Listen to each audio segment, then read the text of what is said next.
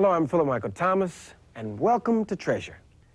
The legend of the Lost Dutchman mine is the granddaddy of all treasure tales. And one cannot be aware of this story without also knowing that dozens of people have died in the search for the mine. They wanted desperately to find the Dutchman's hoard of gold. In this episode, we'll examine the legends and get some very practical advice from those familiar with the story and the possibly haunted Superstition Mountains.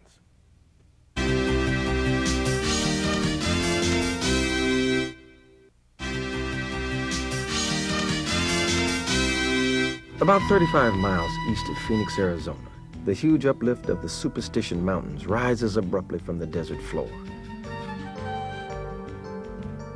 Since prehistoric times, these mysterious peaks have provided enough bizarre occurrences to justify a number of haunting legends.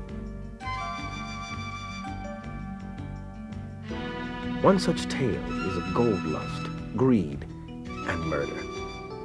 A story that continues to this day. The tale of the Lost Dutchman mine.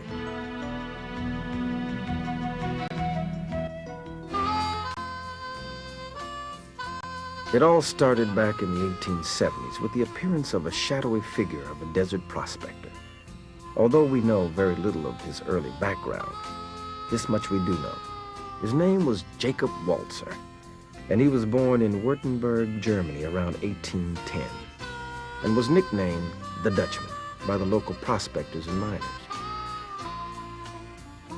Jacob was a loner, distrustful of his fellows.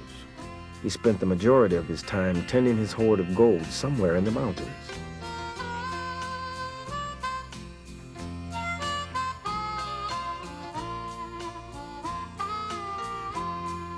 Over the next 20 years, Jacob would make periodic appearances on the streets of Phoenix. He and his burro became a familiar sight.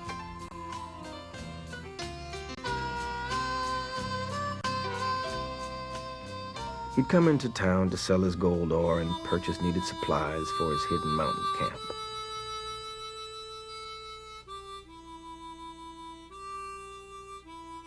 Like many of his contemporary gold seekers, Jacob Walzer had a fondness for whiskey. When coming to town, the first place he'd head was for the local saloon. He'd pay for a bottle of whiskey with nuggets of pure gold. Time and time again, the locals would ply the old Dutchman with liquor, attempting to get him to divulge the location of his source of gold. In 1877, legend tells us that two locals made a particular effort to get the Dutchman drunk, hoping to loosen his tongue. Jacob got into the spirit of the game and decided to tempt his host with a bag full of nuggets. He led them on with tantalizing clues like, "From the mouth of my mine, I can see the military trail, but from the military trail, you cannot see the mouth of my mine."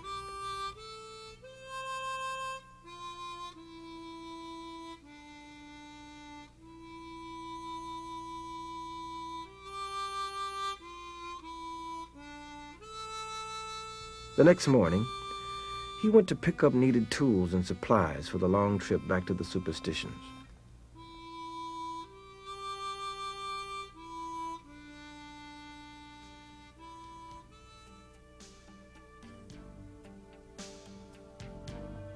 Legend says that on more than one occasion, would-be claim jumpers and high graders attempted to follow Jacob, hoping to lead them to the source of his amazing wealth.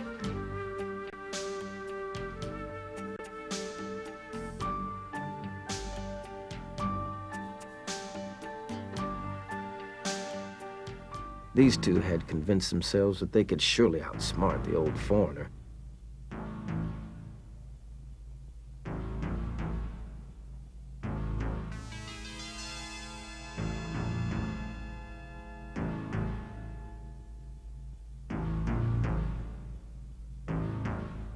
Confidently, they saddled up and followed him out of town.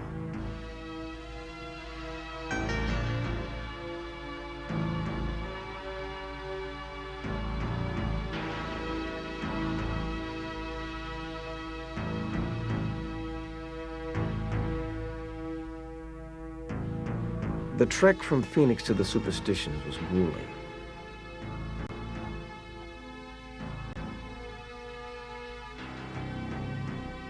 Finally, the mighty Superstitions came into view. But the gold lust was strong in the two hijackers as they doggedly trailed the old man. But the cagey old Dutchman had plans of his own. The plan was apparently to follow the Dutchman to his mine, arrange an accident, and file a claim themselves.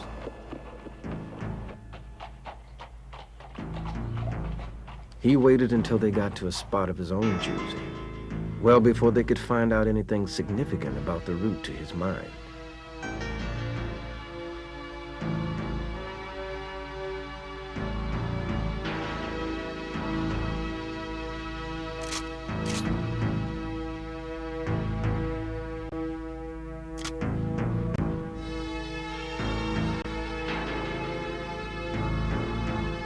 Jacob had used this spot more than once to his advantage.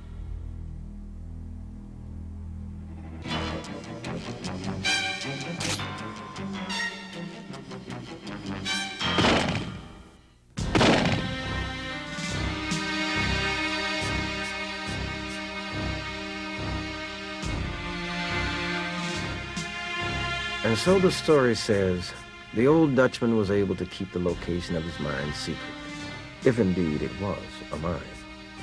For perhaps he himself had discovered a treasure trove in the mountain. Today, a century after his death, no one knows the source of his wealth.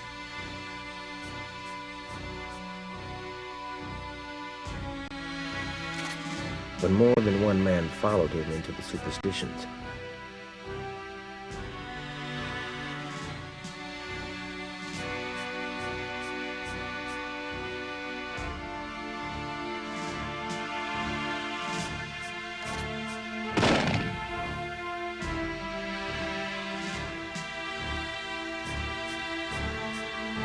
And none came out alive.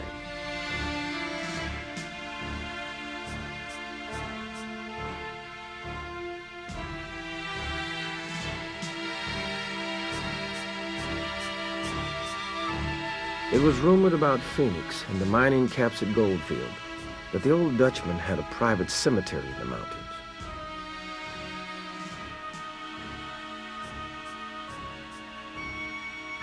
Filled with the remains of those who were misguided enough to think they could track him into the fortress like Superstitions. Accounts vary on the amount that Jacob Walzer took from his mine, from a low $250,000 to 100 times that amount. On October 25th, 1891, the old Dutchman lay on his deathbed. There are various versions of who was with him, but all agree that he left a crude map and told those present that the shadow of Weaver's needle falls across the mouth of my mine, and the shaft goes down an 18-inch vein of rose quartz, studded with nuggets of gold.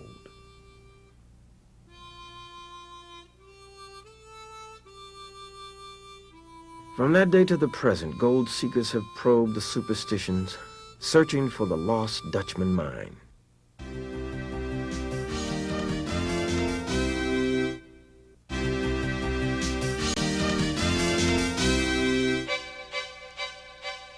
"35 miles east of Phoenix, Arizona, Apache Junction crowds against the base of the Superstitions.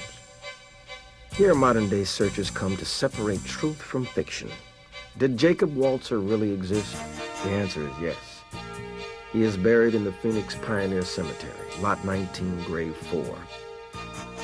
And documents exist bearing his signature. We asked Jim Williams, editor of Treasure magazines, to assess the lost Dutchman mine. As a treasure tale, I'd rate it quite highly, maybe around 7 or so, because it's such an interesting historical mystery.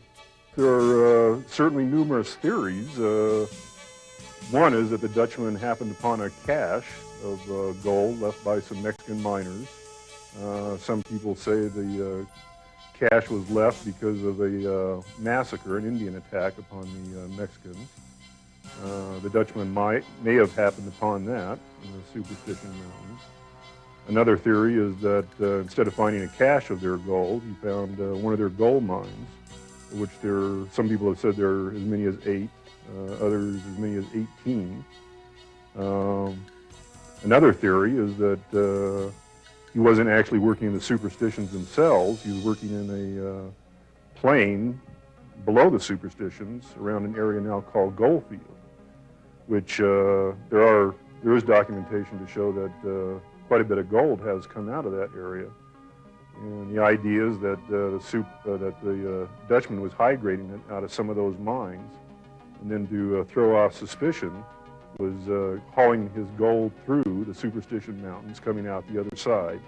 And that's where people got the idea he was actually finding it in the Superstition. We asked Jim about the famous Adolph Ruth story. Yeah, Adolph Ruth may have been the person most responsible, even more than the Dutchman, for the fame of the Dutchman. Up until Ruth came along in 1931, very few people knew about the lost Dutchman mine or tale outside of Phoenix and narrow confines of Phoenix.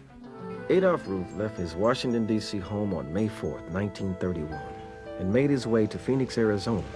Ruth made no secret that he possessed a treasure map and was in quest of the lost Dutchman mine. Whether this indiscretion laid the framework for what happened next, no one knows.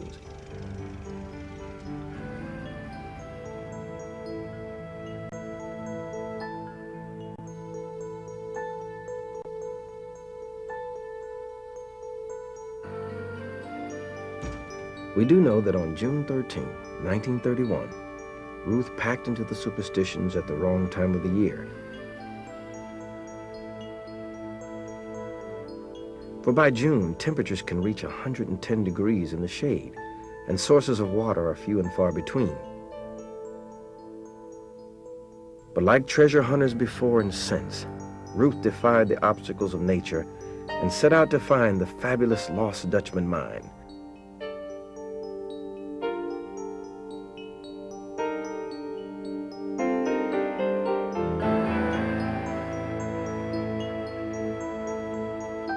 Somewhere in the vastness of the Superstitions. When Ruth failed to return, the Maricopa and Pinal County sheriffs organized a search party. And on December 11th, Richie Lewis's dog, named Old Music, found the skull of Adolph Ruth. A month later, searchers found Ruth's body, a mile from where his skull had been discovered. Then on November 15, 1938, a sheriff's posse recovered the body of Guy Hematite Frink, who died of gunshot wounds. James Cavey was next. He was found rolled in a rope-tied blanket. His head, like Ruth's, was separated from his body. Then in February 1951, searchers found the body of Doc Burns, shot through the stomach. A year later, Joseph H. Kelly of Dayton, Ohio, went into the mountains. When he didn't return in 17 days, the sheriff's office launched a search. To this day, no one has found a trace of Joseph H. Kelly. In 1954, the curse of the Dutchman struck again. On May 27th, prospectors returning from a search for the lost Dutchman found a human skull in the Superstitions. Charles Massey was next.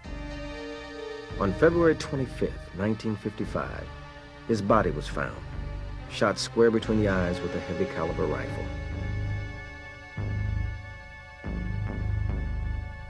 On February 13th, 1956, Norman L. Teason found remains thought to be those of Martin Zaroko from Brooklyn. He was also shot in the head. Who was responsible for the killings? Local rancher and author Barney Bernard had some theories which he passed along in an interview before his death in 1963. My name is Barney Bernard. I have lived in the shadow of this famous Superstition Mountain for more than 50 years.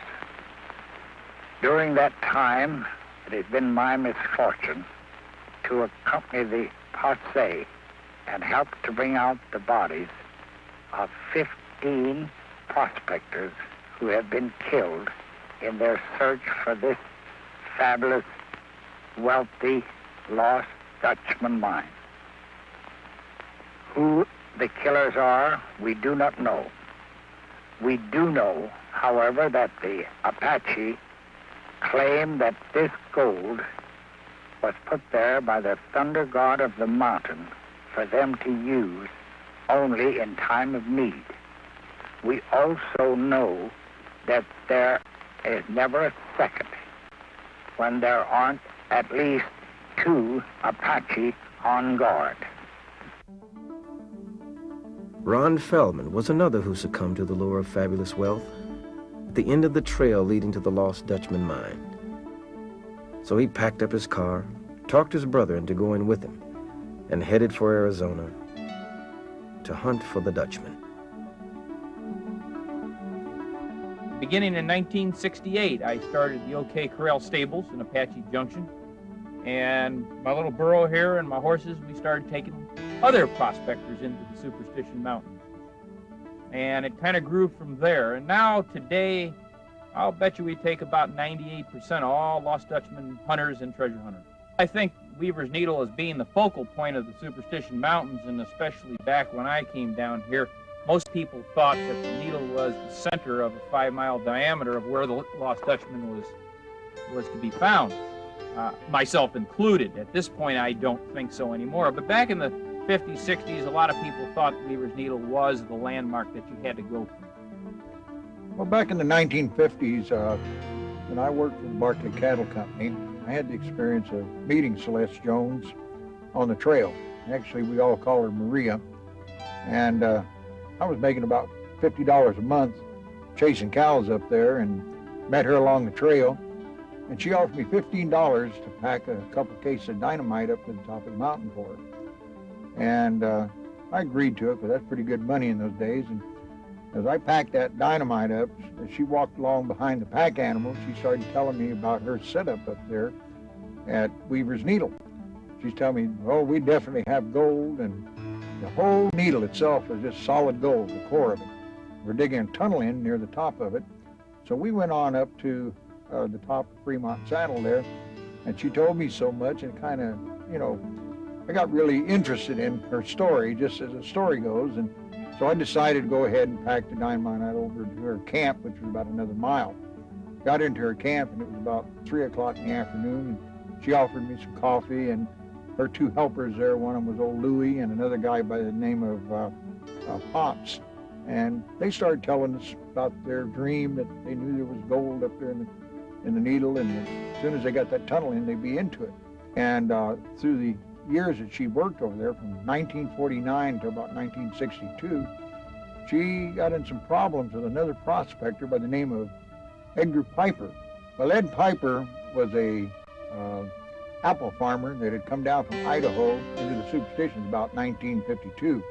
Celeste Jones had already been quite established there at the needle, searching for the gold that was supposed to be in the center of it. Well, Piper, he staked out claims at the base of the needle, and they started fighting over the territory, sort of. And there was a real concern one would get the other's gold or whatever, and they started hiring armed guards to protect their turf. And actually, there was a few shots exchanged at a distance. And then finally, on November 11th, 1959, a boy by the name of Robert St. Marie was up there as a guard for Celeste Jones. He confronted Ed Piper on the side of Weaver's Needle, and he had a pistol, and he told Piper he was going to kill him. Well, Piper pulled out a semi-automatic pistol and killed the boy before he could shoot him. This turned out to be a self-defense. All of a sudden, this stuff kind of put the feud around Weaver's Needle and all the newspapers in the country, and brought the curious to the area around Weaver's Needle. I mean, news reporters, television cameras, people from all over wanted to know about the Lost Dutchman Mine, Weaver's Needle, Superstition Mountains, and it really moved it into the newspapers and the general public of this country, even more so than the death of Adolph Ruth in 1931. From 1900 up to about 1931, about 15 people died up there. All told, the Superstitions have claimed more than 100 lives in the last century. It's a very strange area. The Indians used to consider it sacred ground, and it might be because of some kind of geological phenomenon there. When you have searched for the Lost Dutchman as long as I have, met the people I have, and seen what I have, and gone into the field and apply the information, you'd have to be an idiot not to think there was no such thing as the Lost Dutchman mine. Yeah, it's out there. I would never say there's not a chance that there's gold in the Superstition, but on the other hand, you never know unless you look. We may never be able to separate fact from fiction, but the tale of the Lost Dutchman mine will always be a classic treasure legend.